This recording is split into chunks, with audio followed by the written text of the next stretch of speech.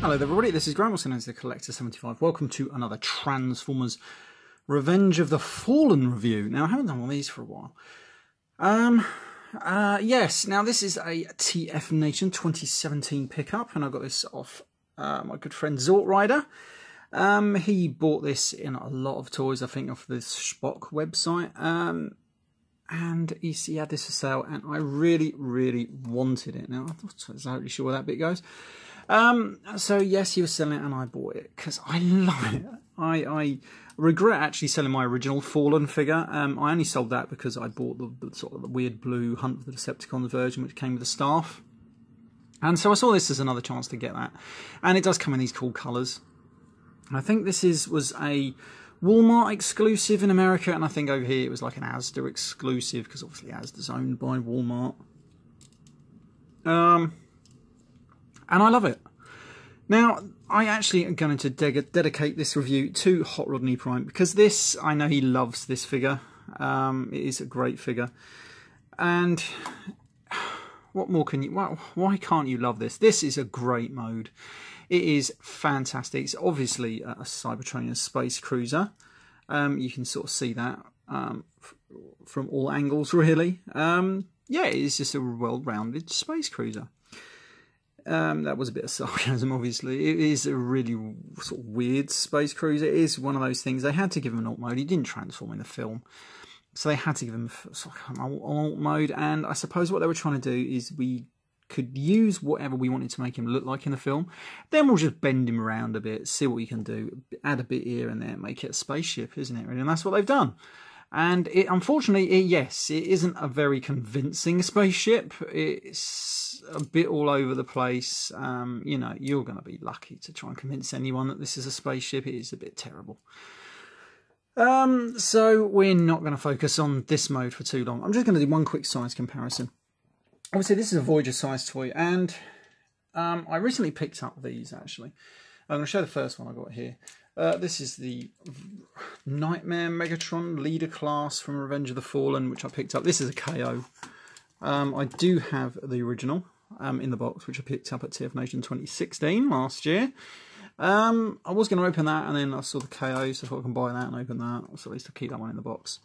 And this one does come with the extra arm, remodified and what have you. So obviously this is Leader class, this is a Voyager class, and you can tell this is when Leader class figures were big and hulking and heavy, and it's a good figure, even though it's a KO. Actually, it's pretty good. So anyway, there's a good size comparison, and this is a good figure. I might review this at some point in the future. Let's see if I can get him out of here. We're going to pop him over there. And right, so back to this great figure. Now we're going to rotate that. We can put this little landing gear away. He's got some more little landing gear on his underside there. Now he does tab in quite nicely in places, so you can rotate these back. We'll give him his hands. We get them out of the way now. And then it is basically a case of just attaching him from wherever he's pegged in. So he's got a peg here, peg there, and rotate that around. Gets that out of the way. We're going to do this bit now. So it's another rotational joint just there. That's it, and then we can then bring this one around that way, and then you've got to rotate the bottom of the foot that way. Rotate this one around, make sure it don't get nothing else's way. His head's fallen off, which is always good. Rotate that one around that way. Rotate that up. Actually, no. Then we've got 360 him somewhere. I think. Right, it's poxy fucking figure. Right, so that goes around there. This is going to come around here. Right, so that tucks in it. Oh yeah, we don't actually use that. I thought that we did, but we don't. That's just for the, yeah. Anyway, right, so that comes down to here. Oh yeah, I've knocked his head off. That's why it looks a bit funny. Right, anyway, right, so we're going to put him like that. For now, I'm going to tuck these bits away. Then I'm going to readjust my camera so you can actually see what I'm doing. Right, so hold on. That's better. Right, so then we've got his arms. Then we're going to bring these down, I think. They do come down somehow. Get them down there, right? Then you can straighten out all these bloody weird arms. Bring this one down. Oh, Jesus Christ. Bring that down, and then you've got his weird hands. They are weird hands, I'm not going to lie there. Fold them away. Now we're left with this. Now, wherever I've done with his head, it's there somewhere. I don't think it fell on the floor. Nope, it's just tucked just down here. It does have a habit of popping off. So what we're going to do is you're going to pop it back on. There we go. And there we have our Fallen in robot mode. Now, I can't understand why people don't like this figure. I think it's actually pretty good. I think the blue Hunt for the Decepticons version is actually far superior because obviously they remoulded the head. Oh yeah, well, I forgot one thing. You can fold that and you're supposed to do that, yeah. So we can tuck those away in there. Yeah, so we do come to that gimmick in a minute. Yeah, so they remoulded the head to give him his, like, give him your face bit out of the film where you can rip his face off, and underneath it he's got another head. And just he was in a weird blue colour scheme. I preferred it if they'd maybe done like this colour scheme where he's orange and black, or just all black with greys or something. But there we go. Right, so we're left with this figure. Now he has springs on his feet, and they do steady him quite nicely. And if you want my opinion, I just think he looks rather cool. I just think he just looks menacing. I just love him. I really do. And you can do sort of all these crazy things with these arms. They're just spindly. You can get them going. I had loads of fun at TF Nation. I was just messing with this all the time. I could not stop picking him up, just messing with his feet. I love them. And if providing you can get him in some poses, which you can sort of, providing you want to mess about with it, he just looks good. Now, he does have a couple of little gimmicks on the arms here. You can rotate these out for like weird little energon-y bits or something. I have no idea why you'd want to do that, but you can.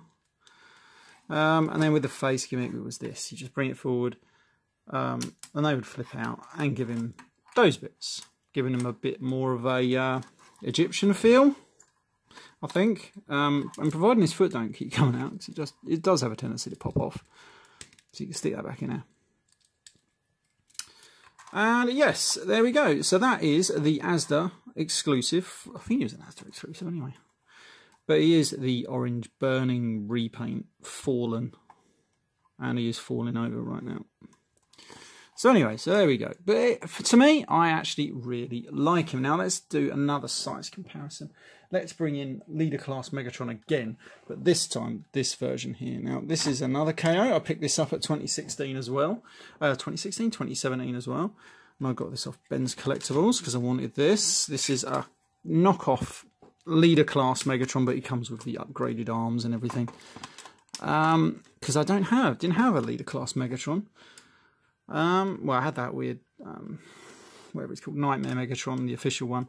And I was umming and ahhing about taking it out. So, yeah, this. And I wanted one just out of the box. And I put new batteries in and he works and everything. And he's pretty cool. I like him. Probably the best Leader Class Megatron there actually has been. And he scales quite well. I think the Voyager goes better with him because obviously he's a Voyager. And I think the Fallen should have been a little bit bigger than him. Now, you can do this. I just remembered. I always forget to show this bit off. You can rotate these bits out. And then he has these little tabs just under here. And you can bring these down and you can tab them in. Like so. And now, I remember some promotional images of the Fallen. Used to be about. You did have these bits connected. And I can't fathom why you would want to do that. Unless he was in chains or something like that. It just... Because then you just cannot manoeuvre the arms around really effectively. I mean, you can, but just not very well. But it does give him a very good alien look, I suppose. But I generally don't bother. I just tuck them away. They are that soft rubber plastic.